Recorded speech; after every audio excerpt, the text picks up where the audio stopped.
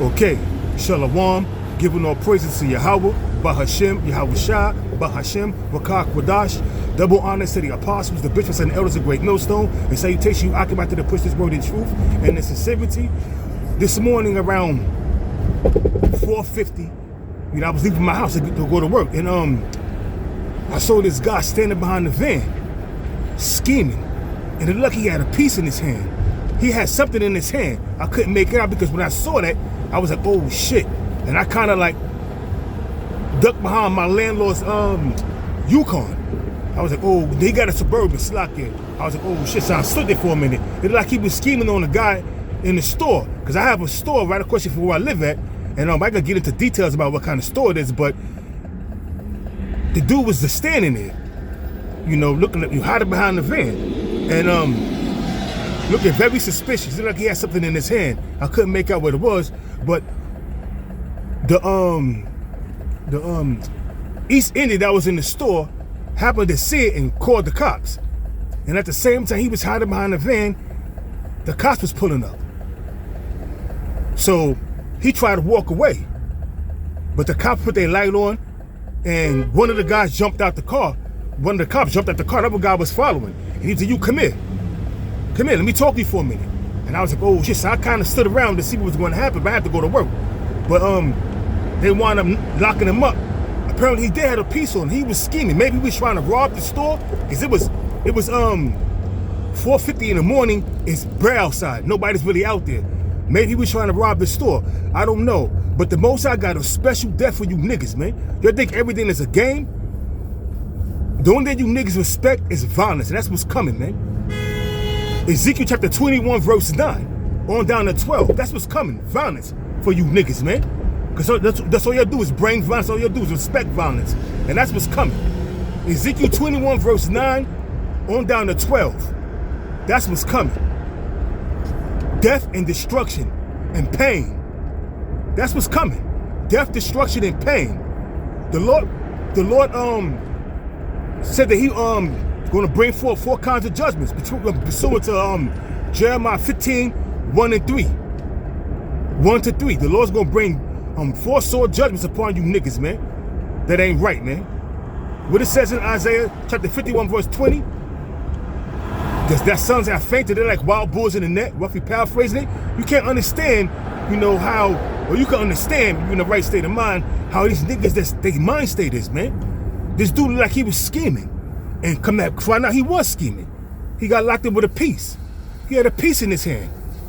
Finna do something, not knowing that the Eastern Indian that was in the store, called the cops. Here you are, scheming. They creep right up on your bitch ass. They crept right up on your bitch ass, and now your ass is in a county locker for a piece. Unbelievable, man.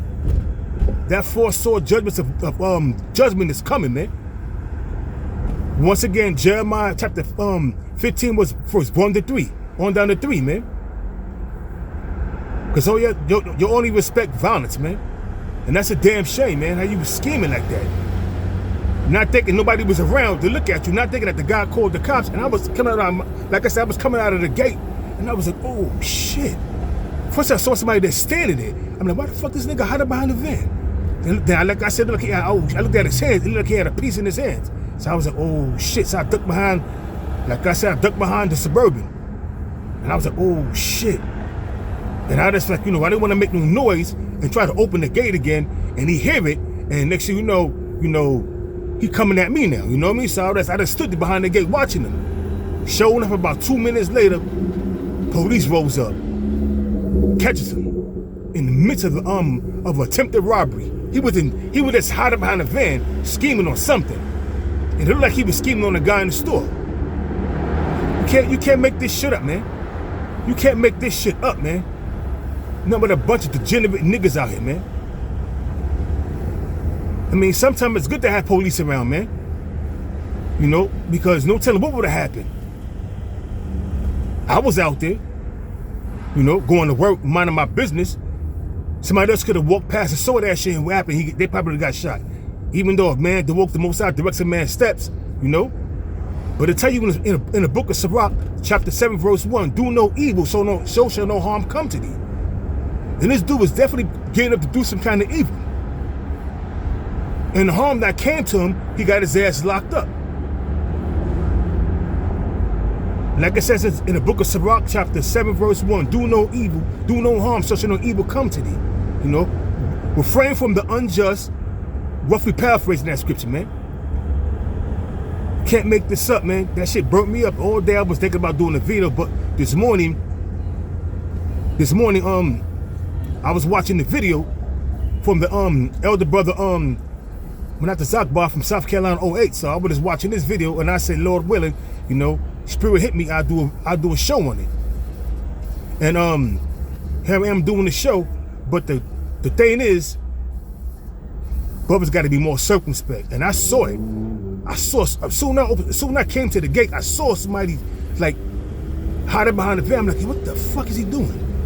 Then I looked close, I looked at his hands, and they looked like he had a piece. Showing up, he did have a piece in his hand. You know, and when the dude got locked up, you know, like I said, I stood around for a little bit. The dude he got stuffed in cuff. He tried to walk away when he seen police, but police was like, yeah, they turned the lights on. And it was like, yo, that one dude jumped out the car. And he started to follow him. Another dude was in the car and followed him. He was like, yo, he's gonna hold, let me talk to you for a minute. And the dude stopped, and he was, you could tell he was nervous. And the dude had his hand, the police had his hands on, you know, on his gun. So like, could you blame him? Of course not. It's dark. Dude, he's hiding behind a van, look like he's doing something, you know. Somebody called the cops on him, which was the guy in the store, and he got arrested. Anything could have happened. Jake is just bugged out of their mind, man. Bugged out. And you know, like it says in 2nd Ezra chapter 9, verse what is 9? You know, going to 8 and 7. You know, law from the laws of the Most High. Roughly paraphrasing this scripture, the same must know at the death by pain. I don't have my scriptures with me because I'm driving. I'm coming home from work, so I don't have my scriptures with me, so I can't read. But I got roughly paraphrasing, you know, and bring out the scripture.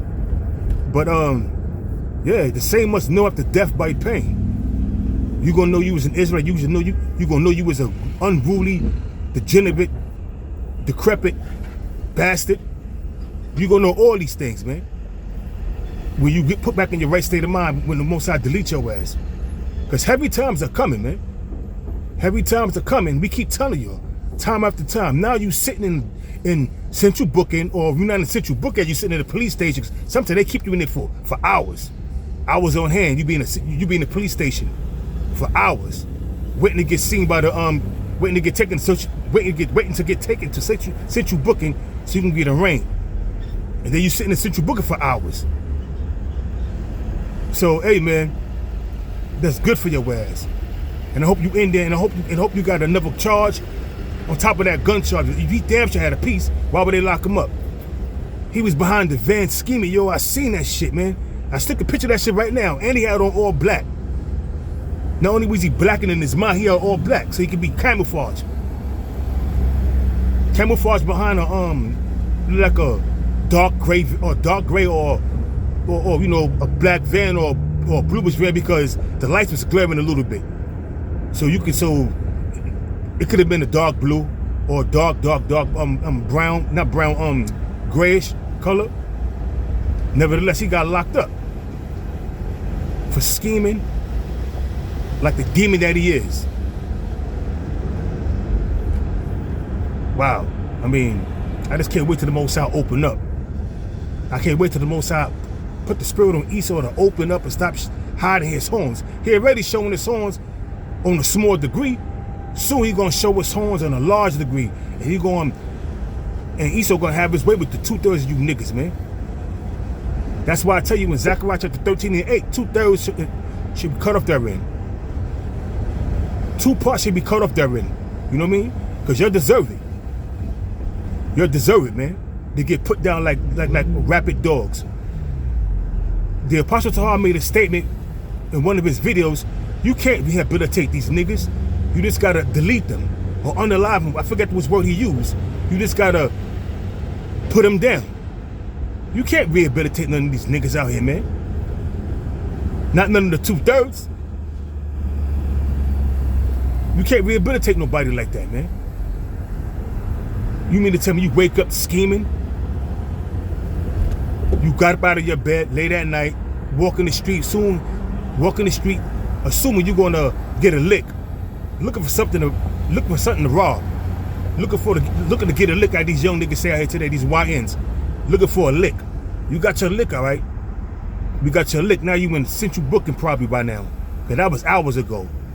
But like I said, sometimes police despitefully keep you in the pens, you know, lollygagging, taking their time doing the paperwork. You know, they may hold you to the next shift and let the next shift do it, or they may do it themselves to get some overtime. So I hope your ass still sitting in the the police precinct. Jake ain't got nothing better to do but cause mischief, man. To cause mischief and indulge in all kind of wickedness, man. If you ain't gang banging, you drug dealing. If you ain't gang banging or drug dealing, you committing adultery with another man's wife, and you proud yourself on that shit. You're proud yourself on that shit, man. Scheming, and I saw that shit, and I'm always being circumspect. When I leave up my house, I look up in the sky, see if I see chariots, and then because I'm in the back, and then I start walking to the front, and I become circumspect, watching for my surroundings. Mainly because you be having a lot of raccoons that be in the backyard. You be having opossums, even though opossums are kind of harmless, but raccoon, right? If they got some kind of rabies or if they dangerous, they're gonna try to attack you. So I be looking for them and looking for any suspicious activity like I saw today. So you always gotta be circumspect. Cause shit is real out here, man. Shit is real. So I can seem like I'm ranting, but you know, I just wanted to get this off my chest because I mean the dude in the store, he's working, about to get off, or he just started a shift, whatever the case may be. I'm going to work, and this dude out there scheming, looking for a lick. The Lord's going to open up on you niggas, man. The Lord's going to allow Esau to open up. Once again, Ezekiel chapter 21, verse 9 on down to 12, man. The Lord is going to jack you niggas up, man. I got to get in another lane. I'm bullshitting. And I'm about to get off. Get off the Bronx River. Anyways, yeah, man. I'm not going to rant too much anymore. I just wanted to bring up what I saw this morning. And on top of that, I was watching that. Like I said, didn't want to make no sudden moves and try to go back into the gate, open the gate, and he hear the click from the gate and come across shit, try to get me or something, you know what I mean? You know, even though, you know, the Lord was watching over me, that's why the Spirit had me see what I saw. Dude was hiding behind the van with something in his hand, like he was scheming. Like peeking out, like they're peeking out, peeping out, seeing if the dude, wasn't on point, wasn't paying attention. He could run up in the store and do what he got to do and leave. Not knowing it's mad cameras. It's mad camera. You know what I'm gonna do when I get home? I'm gonna go into the store because I'm kind of cool with one of the guys that's in shift after 4 o'clock. I'm gonna ask him, yo, you got that the footage? Let me see that shit. If police then come retrieve the footage, because they do that. So I'm gonna ask him, let me see that shit. Because I want to see what was this dude, what was on his mind, what was on his record. Why was he, doing some dumb shit the way he did it and got himself locked up? Unbelievable, man. Unbelievable. But it is what it is. It's over with. It's over with. Lord willing, I brought out the scriptures that was edifying to you, and Lord willing, I wasn't rambling. Salak if I was, Salakia, I just wanted to get that off my mind because I was thinking about it all day, and praying to the Lord, and throwing up prayers because, anything could have happened.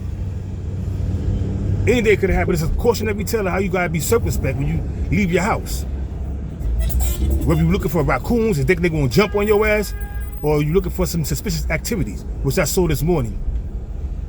So with that, I'm gonna leave it off. My destination almost, and I'm gonna give all praises once again to Yahweh, Bahashim, Yahweh Shah, Bahashim, Wakak Wadash, and double honor to the apostles, the bishops, the elders, the great millstone. With that, Shalom.